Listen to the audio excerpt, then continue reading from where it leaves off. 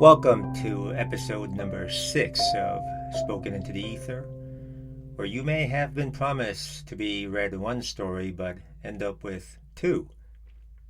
That is what's happening here today, as I'll be reading first from an essay published in Ithaca Review back in the spring of 2010.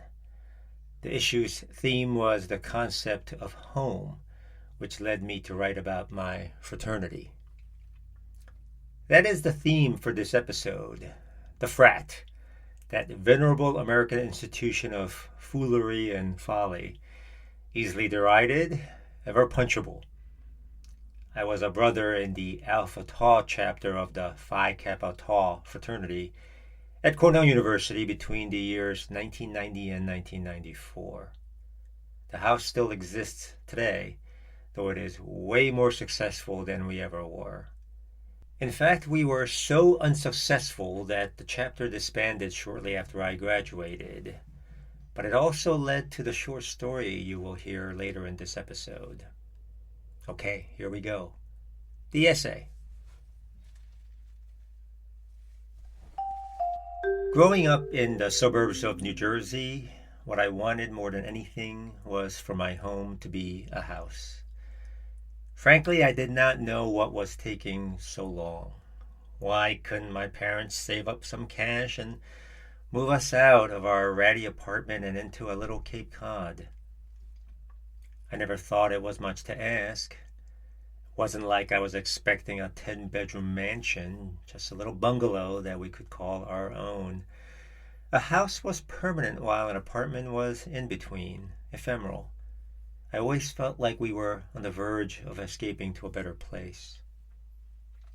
Except we stayed put. Money, I was told, did not grow on trees, and I should appreciate whatever roof I did have over my head. We lived between those anonymous white walls for my entire adolescence. And even after I left for college, my parents remained, finally relocating when the rent got too high and they found more affordable senior housing elsewhere. During my freshman year, I lived in the dorms, which felt no different than the apartment of my youth. You were not allowed to nail anything into the walls, so I bought sticky blue clay goo to put up my poster of Salvador Dali's melting clocks. The welcome letter that came with the room made it very clear at the end of the year I was supposed to leave the room exactly as I found it today. I was a transient, living on borrowed time in a borrowed space. I was miserable, and when a friend suggested that I join a fraternity, I looked at him like he was crazy. Could he not see how much I hated my life already? Why in the world would I want to join a bunch of beer-swilling meatheads? Well, my friend suggested, because maybe they're not a bunch of beer-swilling meatheads? My friend, who was a sophomore, pledged that fall with 3 of his buddies, and when the spring semester began and I seriously considered transferring to a different school, he invited me over to the house.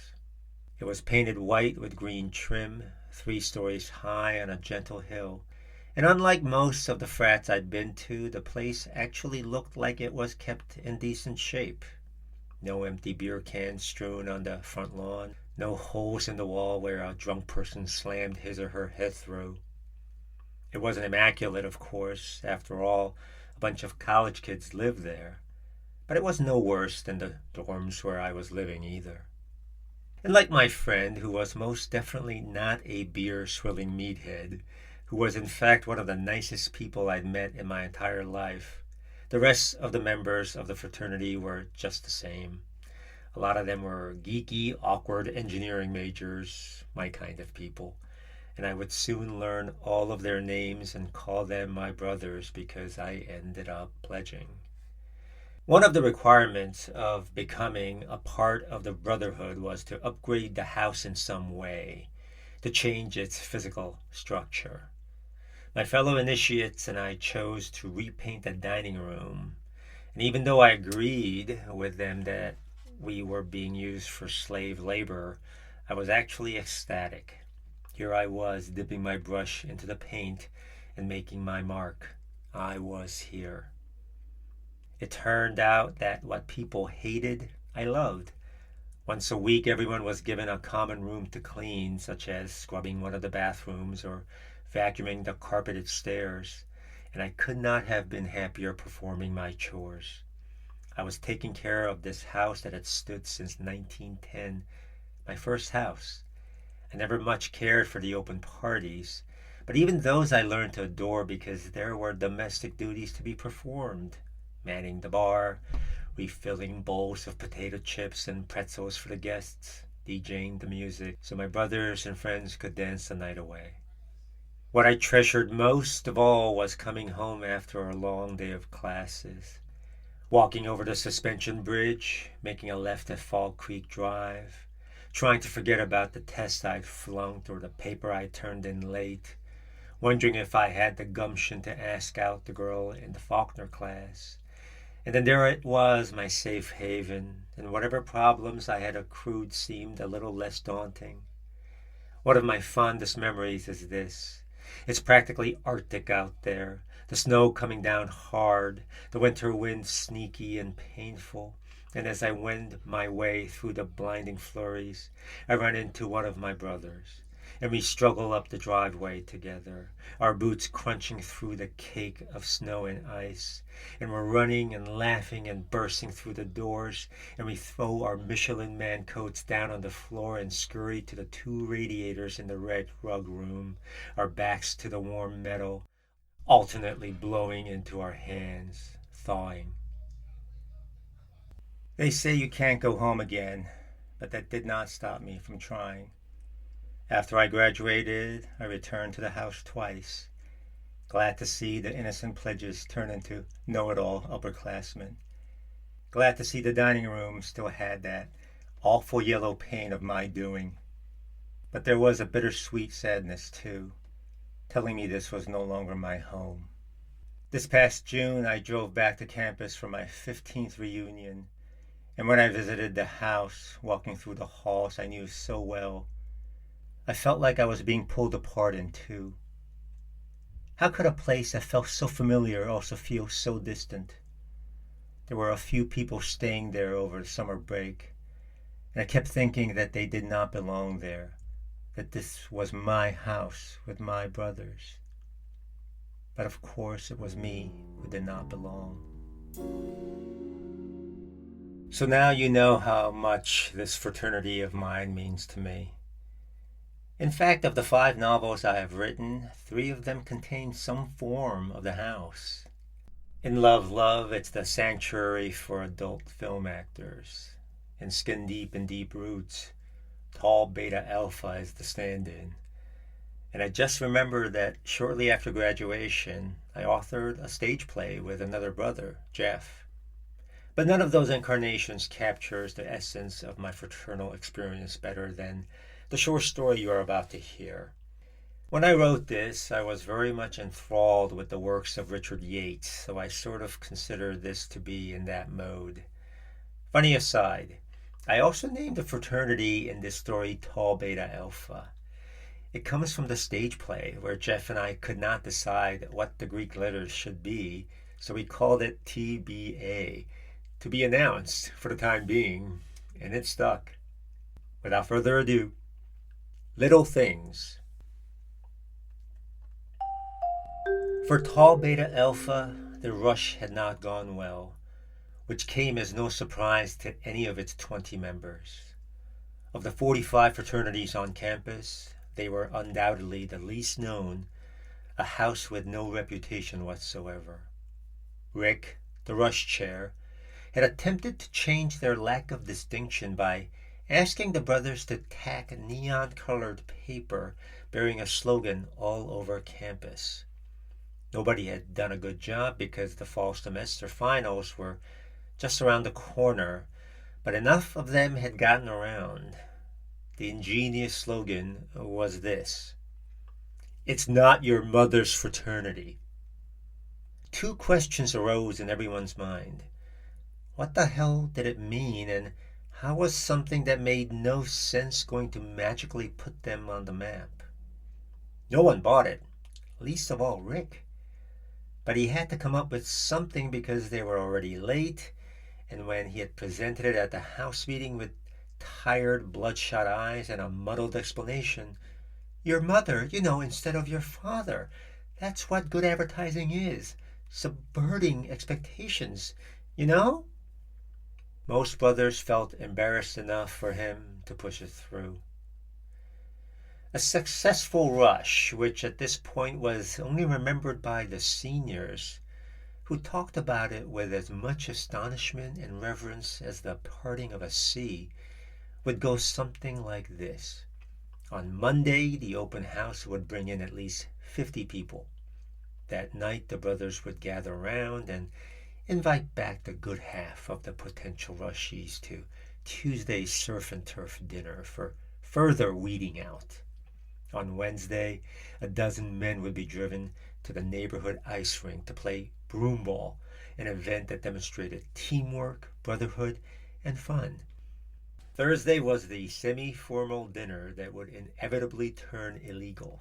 Rushes were supposed to be dry, but no fraternity was dumb enough to follow that rule. After coffee and dessert would be served, they would scuttle down to the basement where the rushies would have full run of the bar. Mixed drinks, a keg of beer, a ball of wine cooler.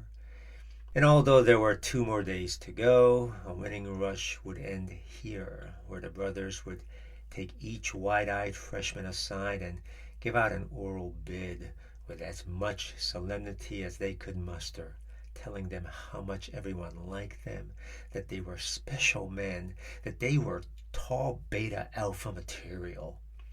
Friday and Saturday would feature one raucous party after another, leading up to Sunday when the official bids were signed. Sunday was supposed to be nothing more than a day of formality. For the current brothers of Tau Beta Alpha, this scenario was as ridiculous and as unlikely as a pumpkin turning into a carriage. No one, not even the seniors, had actually seen this myth become reality because they were the last large class and were on the receiving side of Rush. At that point, the house was 38 members strong, but a dozen graduated off in May, and the leftover upperclassmen who headed the house in the following fall were just as bewildered as the newly initiated class. Last year's rush resulted in only 3 new brothers, fulfilling half of their minimum national quota. Even worse, the 3 new guys were introverts to the nth degree, shy, awkward kids who had no chance to rescue their house from reaching its inevitable point of disaster. On the first day of Rush, they had decked the foyer and the main rooms with red carpet, set up the soda and chips and popcorn, fanned out brochures on their 80-year-old chapter table, and waited with hope in their hearts. Surely their 2 attempts to get their name out during the fall semester, the 3-year-old mini golf course they lugged up to Greek Fall Fest, and their rooms party where each room served a different drink, must have done some good. And there were the flyers with the mysterious slogan taped on the telephone poles, pinned on bulletin board cork, taped on abandoned storefront windows. This is what the brothers were telling themselves and each other as the open house began, but any trace of optimism was squashed within the first hour when not a single person walked in through the door. Tom, their current president, a tall, slight fellow who was elected for his ability to appease everyone at all times, and therefore doing nothing of any serious consequence, was about to offer up the old excuse of their unfortunate remote location to the rest of campus, but he shut himself up when he saw through the window that their neighbor across the street, Delta Chi, literally had a line of people wanting in. That night, Rick called an emergency house meeting. A total of 15 people had shown up for the open house, and only 8 had bothered to sign in. Rick and Tom sat behind the chapter table, which was back in its home, in front of the large bay window that looked out at their backyard. Rick rose. First, I wanted to say how great we've done, he said. All the brothers looked at each other in confusion except for Scott, who had been Rick's roommate when they were freshmen. No one in the world could outdo Rick for rationalization and self-delusion, and Scott was getting sick of it. And so we would each get a blowjob from a tri-delta if, say, no one showed up today? He said. This got a couple of chuckles, but Rick quieted the room with his serious stare, the one he delivered with furrowed eyebrows and locked arms. This is no time to kid around, Rick said. He straightened up, thrust his chest out, and widened his bony shoulders. No one would mistake Rick for a handsome man, but he had flair for drama that, under the right circumstances, attracted attention. As you know, we are under the gun. If we fail to meet the quota again, National Headquarters is going to send a membership consultant down, and we might, he paused here, very well might, another pause, lose what we now know to be Tau Beta Alpha. Scott glanced around the room, and as expected, most of the seniors wore the placid faces of people who couldn't care less. Truth be told, he didn't care that much either. Was it such a horrible thing to have a professional come down to put them out of their misery? He was so tired of being a part of this fraternity, and although he would love to accuse Rick and Tom for trapping him in this wretchedness, he had no one to blame but himself. It's the little things that kill you, his mother used to say, and Scott never really understood what that meant until Tau Beta Alpha. During his freshman year, when Rick had suggested that they come back early after winter break to give the Greek system a shot, Scott shrugged his shoulders and acceded. A week later, Rick was joining Tau Beta Alpha because it was totally different. A, quote, fraternity for people who never thought they would join fraternities, end quote. Scott had his reservations, wondering if that very statement was not a recipe for failure. Wasn't that like forming a baseball team out of people who never liked baseball? How would an enterprise with that as its mission statement fare in the long run? On Scott's bid night, Tom had come with two other brothers. They told him that Rick had already signed and the house was eagerly awaiting his decision. Scott told him what was in his heart, which was that he wasn't sure. You know, Tom said, sitting down on Scott's twin bed and twiddling his thumbs as he talked, a gesture that conveyed the utter insignificance of what he was about to say. It's no big deal. And it wasn't. All he had to do was sign his name on this little card and hand it over. While the other brothers had stressed the magnificence, the importance, and the honor of the bid, Tom made it sound like nothing. No big deal. A little thing. School was hard enough. The last thing they needed was the house sucking any more energy out of their sleep-deprived bodies. One brother was already on academic probation, and others were not far from it, including Scott. If this rush turned into another catastrophe, he honestly did not know how much he could help. All right, listen up, Rick said. Tom and I talked this over, and we don't see any other choice. Tom got out of his chair with a stack of papers and went around, handing each brother 5 sheets. Scott got his and saw lists of names, addresses, and phone numbers. It was the list of all the students who had registered for Rush. Cold calling? Scott muttered under his breath.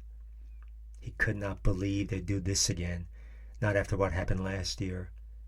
It wasn't bad enough that every brother had been humiliated, peddling like telemarketers, but a number of annoyed freshmen had banded together and filed a complaint to the dean of students, resulting in a stern warning from the president of the Interfraternity Council. Tom, as usual, was completely unprepared to subdue the general grumble that was brewing in the room. He started off being adamantly supportive of cold calling. Then he was agreeing with another that maybe it wasn't the best idea to call these strangers up. Then he was chastising another brother for not being a team player. Order was lost in the room, and although Rick took hold of the gavel and rammed it on top of the table numerous times, it wasn't until Scott shouted that the room became quiet. "Shut the fuck up!" he yelled. He wasn't completely out of line. One of his two duties at the house was being sergeant at arms, a position that meant zero except in house meetings, where he was expected to keep calm if things got out of hand. But he could not recall ever having to scream so hard. When the room fell immediately silent, instead of feeling righteous and satisfied, Scott only felt uncomfortable. "Thank you, Scott," Rick said. "I know this didn't go so well last year." "The understatement of the century. I'd rather get castrated by a pair of rusty gardening shears. There better be a big fucking keg when we're through." Rick rapped the gavel again. "It's going to be different this time," he said.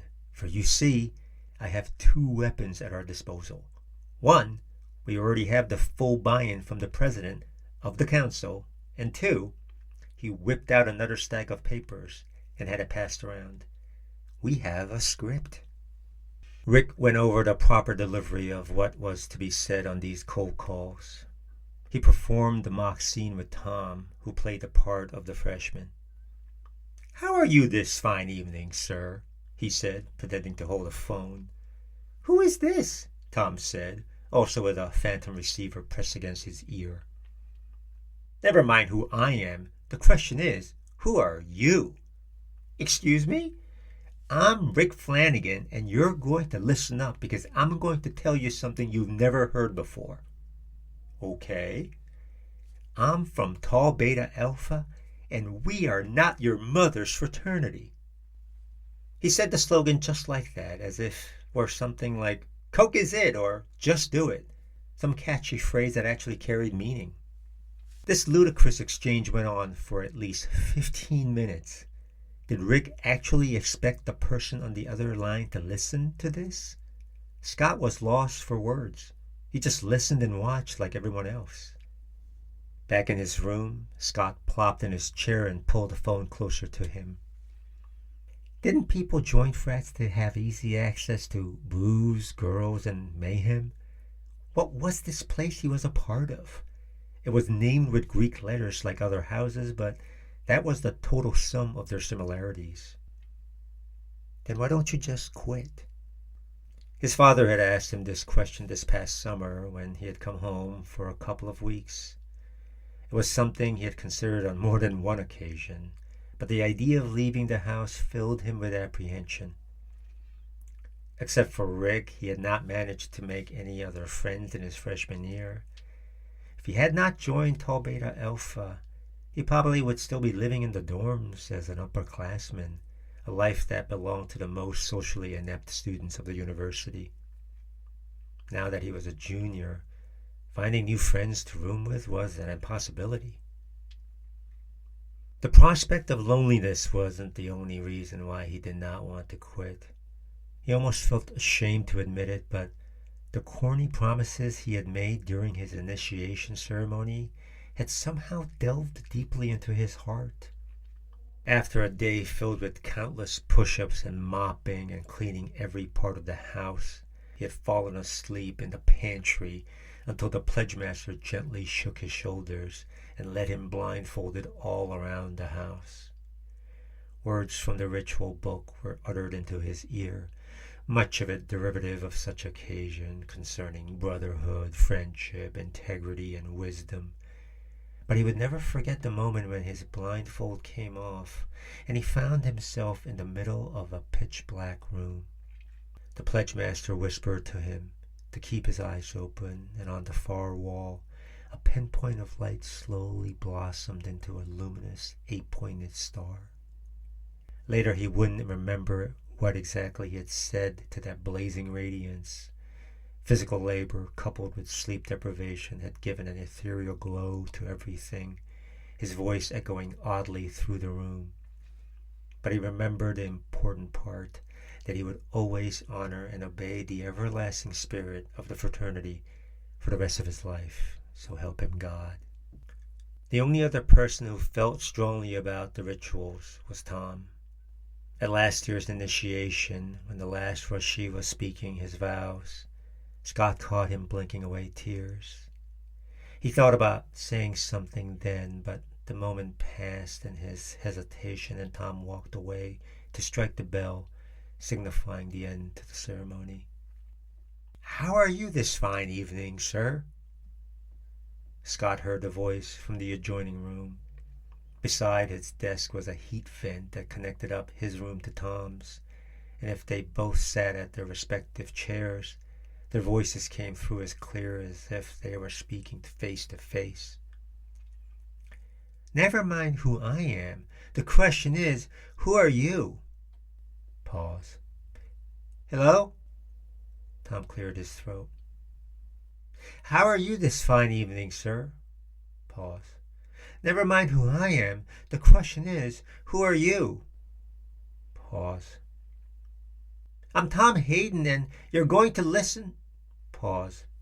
"Yeah, well, fuck you too." Scott considered offering him words of consolation, but he could find none that didn't sound cliched or dumb.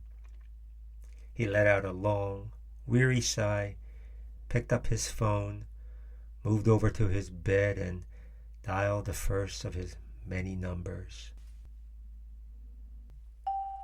3 men climbed up the hill to North Campus, where a cluster of dorms loomed ahead like an impregnable fortress.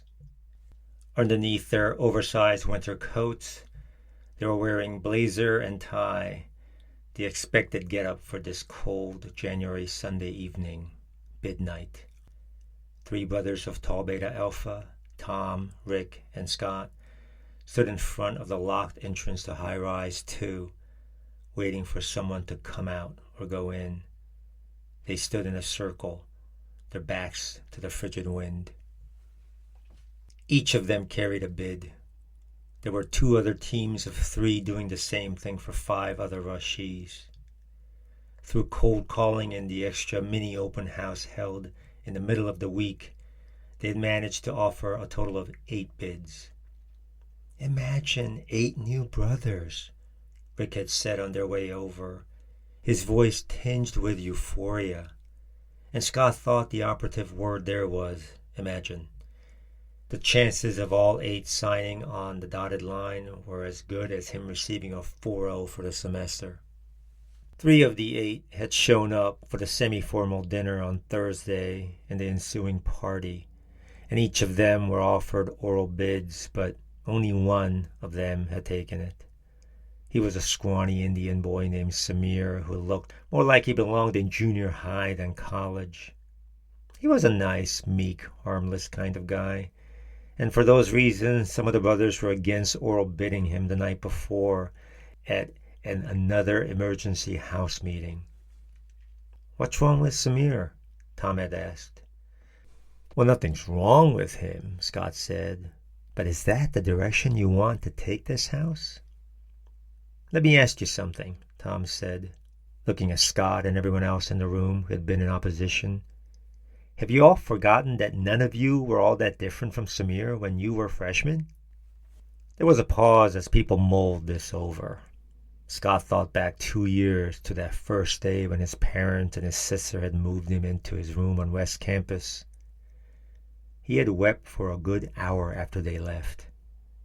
Why had he done that?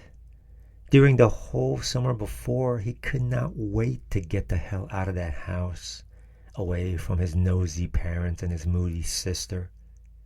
Who was that sad-faced boy living with Rick Flanagan, who was afraid of so many things? A stampede of feet came rumbling down the dorm stairs. It was another fraternity, probably DU from the looks of them, a brigade of running backs greeting them with gruff hellos. The last guy held the door open, and they entered, thankful for the warm blast of heat. Tom led them up 3 flights. Samir's bid was his to give. They passed by an empty lounge with the TV left on and an open box of half a pizza that looked fairly fresh. "Hey," Samir said, emerging from the nearby bathroom. He shook everybody's hand and sat down on the couch. "You guys want some pizza?" "No thanks," Tom said. "Why aren't you in your room?" "Mike's getting his bid," he said. The door to his room opened, and 6 men wearing identical navy blue blazers and khaki slacks filed out slowly. One of them was wearing a baseball cap backwards, and he spoke to Samir's roommate from the threshold. "You're still more than welcome to come to all of our parties, Mike," he said. "I'm sorry it didn't work out." Mike, a smart-looking guy with a goatee, tried his best to hide his hurt, but his shock and disappointment was obvious. "Sure, Dan. Thanks for coming." He closed his door quickly. "Damn," Samir said. "I can't believe he just got dinged. I thought they really liked him. I heard it was really tough to get in there, though." Scott tried to remember when they had last dinged someone, and he could not. Rick caught his eye and raised his eyebrows. It took a moment for Scott to get it. Maybe they could get Mike. They could not bid him tonight, of course, but Samir might be able to persuade him to give their house a shot. The few times Scott talked to Mike on contacts with Samir, he really liked him. He was a fun, outgoing guy, somebody who would be wonderful for the house. "Good evening," the guy with the baseball cap said. "Tom Hayden, right?" "Yeah," Tom said. "You look familiar." "Mitch Ryland, Jr.," he said with a wry smile. "President of Phi Delta Theta." Tom slowly shook his head. "Christ, I've only seen you 1,000,000 times at the council meetings every week." "How's Rush going for you guys?" "I'll play the fifth on that one and leave it to my Rush chair," Tom said, pointing to Rick. "Could be better," Rick said. "Sorry about Mike." Mitch again smiled wryly. Scott thought it must be something he practiced in front of a mirror, because it looked very good on him. "Oh, that." He turned back to his brothers. "Have we tortured our boy long enough?" They looked at each other and nodded. "Then let's go." They snuck up to the door and knocked, and when Mike answered, they busted through and caught him up in their arms and fell to the floor in a tangled mess, laughing and whooping. "You bought it, you knucklehead. I can't believe it. We love you, man. You know that. You're one of us. Phi Del forever. Phi Del forever." They hoisted him up onto their shoulders and carried him through the hallway, singing some silly Brotherhood song at the top of their lungs. "Wow," Samir said. "What a bunch of wackos." But it was plain Samir was impressed at their display of camaraderie and gentlemanly boisterousness, and with hopeful eyes he turned to his future brothers. There would be no such silliness for Samir, and the sooner he realized it, the better. Scott felt sorry for him for all the work that would be required of him in the coming months, in the coming years. As he watched Tom hand him the bid with a firm, boring handshake, his pity spread over to himself and the house for failing to please even this little guy. "Thanks," Samir said. He signed the bid and handed it back to Tom. "I overheard Mike talking to his Phi Delta brothers last night, and they said that they have mixers with sororities about once a month. We do that too, don't we?" The concern in his voice was unmistakable. "Of course," Rick said. "Why, we had a nice little bash with Alpha Phi before finals last semester." The bash had been comprised of 10 sisters, and most of them were fat, ugly, or both. The only first-rate girl was the social chair, who had come because she had to make a showing. When Scott had asked her why there weren't more sisters, she offered a half-baked excuse about a last-minute charity function that had unfortunately coincided with this event. How he had wanted to laugh in her face, ask her how many times she had flunked acting 101.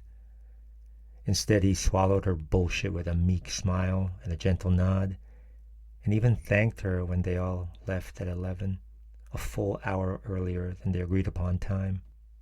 What was even more pathetic was how the brothers had treated the event, as if it were something to be proud of. It was true that Scott was the first social chair in 2 years to get something going with a sorority, but still, did everyone have to clap him on the back, tell him what a great job he had done? The brothers congratulated Samir and told him about the associate membership program, a university-mandated euphemism for pledging, which would begin next week, and left his dorm for the next one over. The second bid was Rick's, and it was a long shot. Trent Walker had come to the open house and the surf and turf dinner, but had not returned since. When his name had come up in their last meeting, Rick suggested that they bid him. "But he hasn't been back since Tuesday," one of the brothers said. "True," Rick said, "but I don't think that's important." Scott could not wait to hear this one. How was he going to justify bidding someone who quit coming to the house on the second day? "What is important," Rick said, "is how we feel about him." "Well," the same brothers said, "that's exactly my point. I don't feel anything about him because I haven't, seen him." Rick stood up and paced slowly around the chapter room. "I don't know about you, but I believe in gut feelings. First impressions. Do you remember how Trent came into this house and asked me straight out why there were only 20 brothers and why the dining room was painted in that awful yellow? He didn't care who he was offending. Sounds like someone I want to live with for the next 3 years, Scott said. You said it yourself many times, Scott.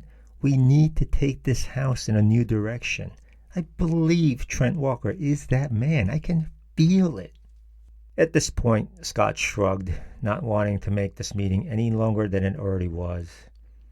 Besides, with the likelihood of Trent signing being so low, did it matter? Everyone else must have felt similarly, for his bidding went through without a hitch. Rick knocked on the door, and Trent answered, and it took a couple of seconds for him to realize who was standing before him. His roommate left the room, and everyone sat in the spacious double, 2 on twin beds and 2 on chairs. Rick spoke earnestly, informing Trent that even though he hadn't been around much, the brothers had found him to be somebody of the highest caliber.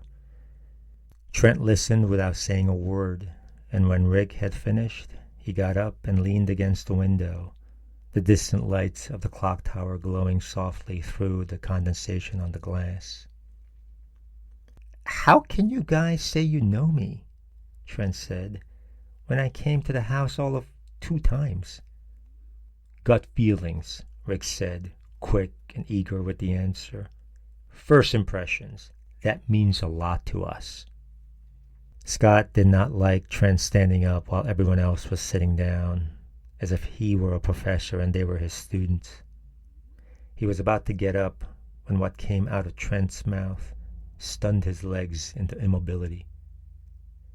How desperate are you guys? Nobody spoke. Rick finally broke the silence. We're not desperate, Trent. We're offering you a bid here, and the ball's now in your court. It's your choice. As Rick took out the small ivory envelope from the inside pocket of his blazer, Scott wished for something, anything. Tom snatching it out of Rick's fingers, or himself. Why not himself? Tearing the bid in half, then in quarters, scattering it on this fucker's floor, spitting on it. But all that happened was the exchange, the handshake, and the farewell. The torture was 2/3 over, as the 3 brothers trotted to their last destination, another high-rise dorm that looked dark and forbidding against the moonless sky. Rick said, Well, I think we got to him. Scott didn't know what he meant, and neither did Tom.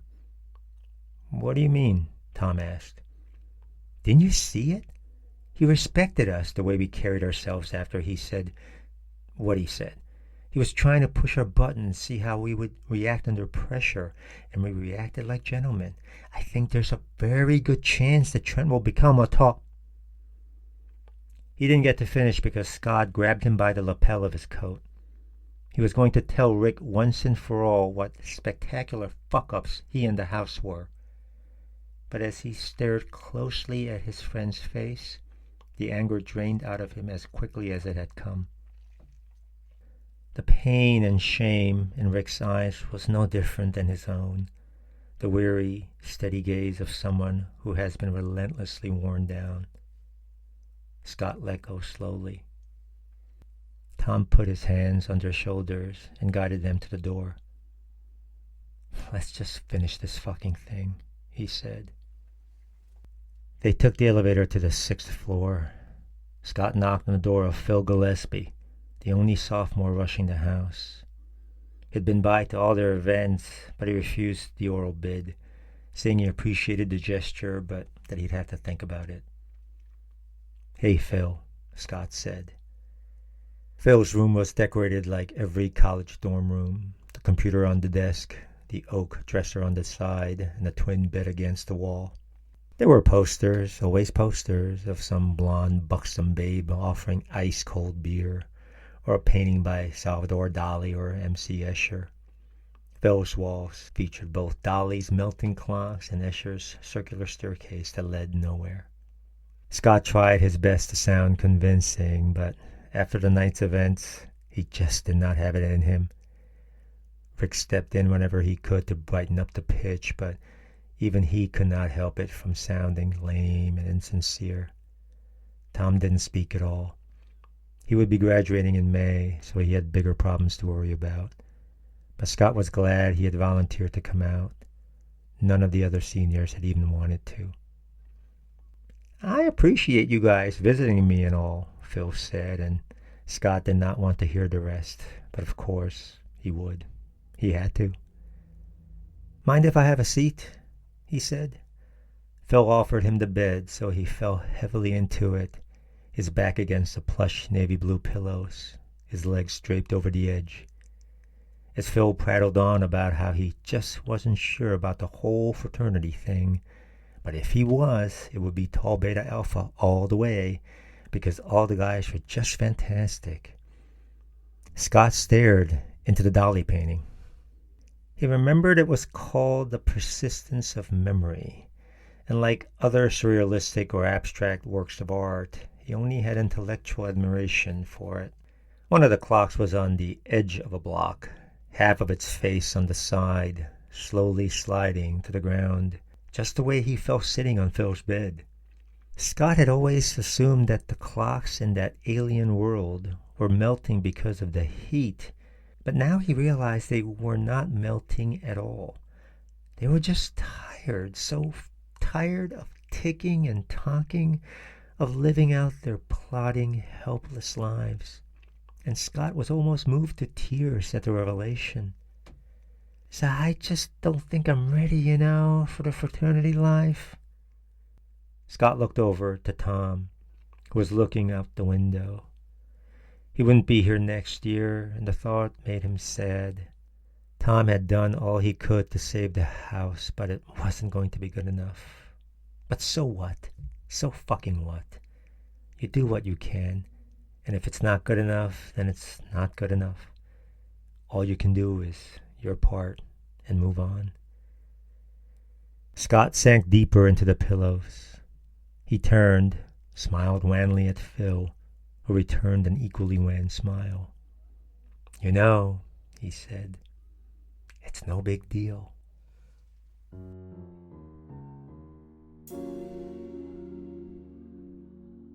And there we have it, the unpublished story now published, at least in audio form. This was a long episode, so I thank you for your patience. The previous episode was short, so I guess I was making up for lost time. And speaking of time, next time we will go back to the land of the published, the lost diaries of a Cro-Magnon man. At this point in our podcasting journey, we are officially halfway through. 6 are done, 6 more to go. Thank you as always for listening, and I'll see you next time.